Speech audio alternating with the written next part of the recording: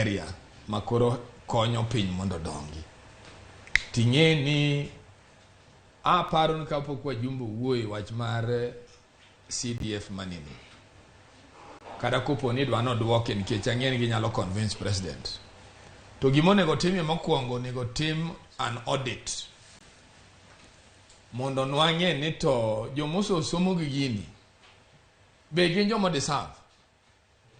Nikech inyalo anka familia achiel nego basari fund chiegni 4 moyudo.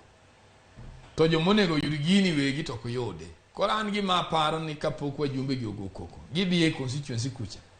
Giduogi gi signature mar constituency magi. Ma support ni mondo CDF obedi. To and how would they want it to be affected? Nikech nitie kone mosotie, osogero police, osogero ndara. But value for the money, kada ndara seche mokia gi payo, tinu an kandara no payo and very substandard. Iwinja. To pesa to tiyo, makinu an quotation mogol to tiyo mang'eny malich. Gigero fees, to fees no kira ango pesa mogol very substandard. Koro quality of work, original team kagiwegi bende gin part of the thing. My idea would be ni pesa chato ber kanitie, to wabunge to kuno, give a bit part of it. Owe bedo pesa mabedo disbursed from the office. Orang mena ka pesa no donjo.